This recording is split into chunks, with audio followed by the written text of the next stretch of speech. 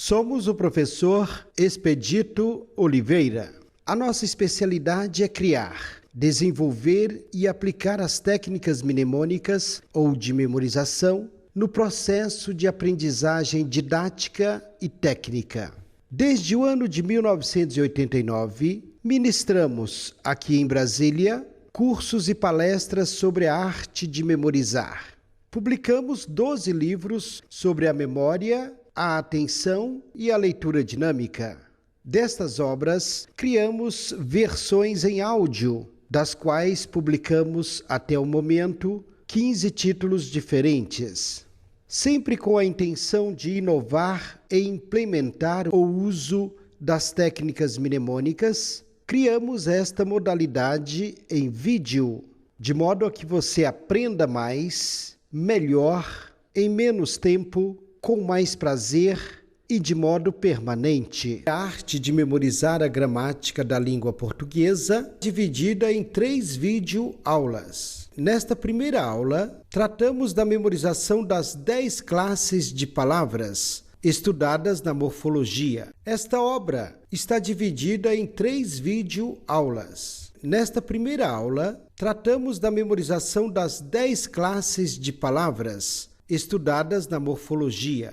A segunda aula contém 11 assuntos da sintaxe. E na terceira aula, vamos tratar da semântica e da ortografia, além da acentuação e pontuação gráficas. Os exemplos com as regras gramaticais que você verá aqui foram extraídos de nosso livro Como Memorizar a Gramática da Língua Portuguesa, publicado em 2006. Caro estudante, no processo de aprendizagem, a satisfação em saber um assunto é estabelecida pelo interesse que o objeto da descoberta desperta em nós, e também a clareza com que o vemos e o imaginamos ver com exatidão. Pois, como deve saber, é complicado recordar o que não observamos e torna-se muito difícil observar o que não nos interessa reter na memória. Por esta razão, dispomos aqui esta obra sobre a gramática, um assunto que você já estudou nos livros e em sala de aula e aparece aqui agora de outra forma. O objetivo é facilitar o processo de aprendizagem para quem sempre teve ou tem dificuldades para aprender a matéria de português. As fotos que utilizamos foram cuidadosamente selecionadas por nós, com o fim de chamar fortemente a sua atenção, despertar a sua curiosidade e estimular o seu interesse, de modo a ativar a lembrança das regras básicas da gramática, pois recordamos melhor aquilo que ficou bem guardado na memória. Além do mais, a lembrança do que é básico facilita o entendimento do que é avançado. Por este método, você vai alcançar uma lembrança certa e completa do que aprende, em vez de uma lembrança vaga ou incompleta do que precisa saber. Começamos com o substantivo. Vamos memorizar as regras para a sua utilização. Esta imagem, do mesmo lugar, indica o agrupamento das regras, contidas nos 5 tipos de substantivos e também nas suas 4 formas de apresentação. E assim, teremos também 4 exemplos da flexão em gênero, em número, em grau e as formas especiais. Ao chegarmos mais perto deste ponto, observe que nele vamos memorizar os 5 tipos de substantivos. Como pode ver, os exemplos vão surgindo em pontos fixos e diferentes. Então, nos cantos superior e inferior do todo, temos os nomes Brasil e país. Ora, Brasil nos dá o substantivo próprio, pois identifica o ser dentre outros da mesma espécie. Ele sempre deverá ser escrito com inicial maiúscula. O substantivo país é comum, pois diz respeito a um grupo de seres da mesma espécie. Agora, a palavra folha, nas plantas, é o nosso exemplo para o substantivo concreto. O substantivo abstrato, como pode ver, está representado pela palavra dor no suporte de concreto. O substantivo batalhão, escrito na vertical e sobre a coluna esquerda, é o nosso exemplo para o coletivo, ou seja, a palavra que, embora no singular, indica uma coleção de seres da mesma espécie. Num teste de memória, vamos recordar os exemplos para os 5 tipos de substantivos. Note que, logo após o surgimento de cada bolinha, deixamos um tempo para que você tente responder antes de nossa confirmação.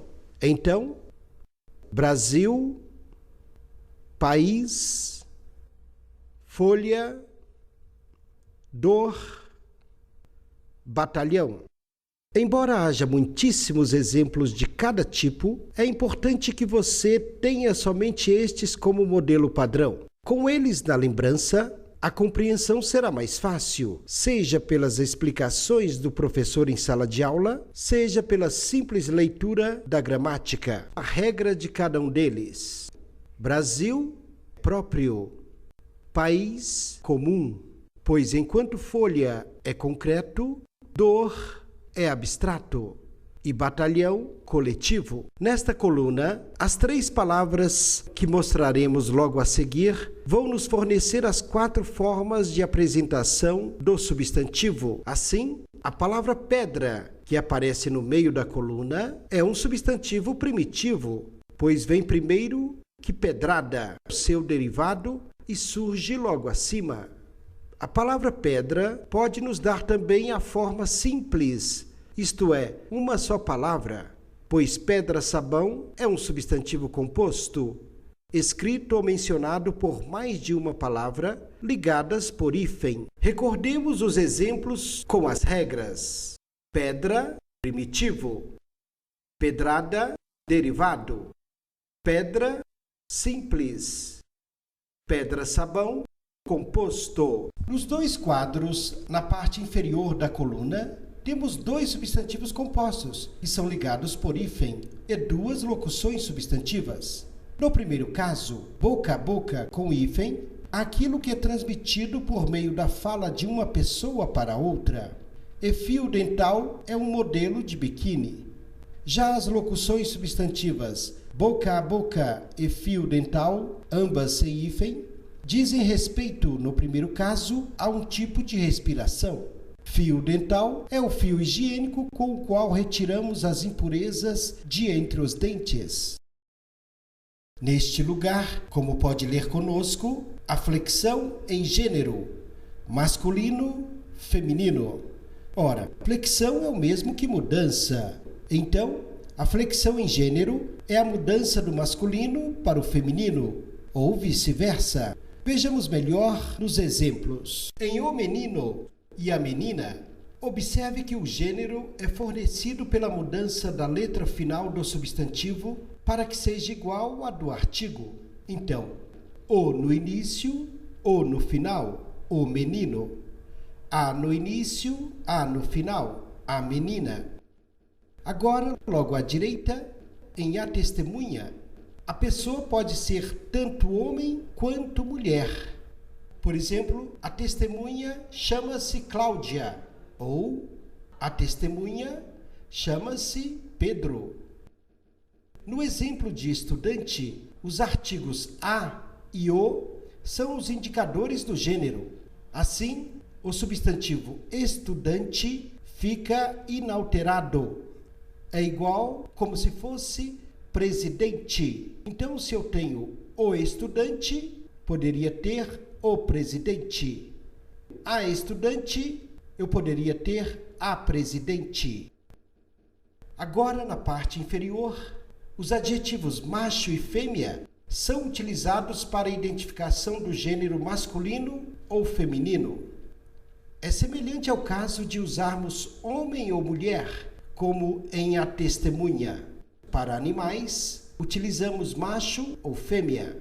Assim, nos exemplos, o crocodilo macho, o crocodilo fêmea. Com os olhos da mente, experimente se lembrar primeiro que nós. O menino, a menina.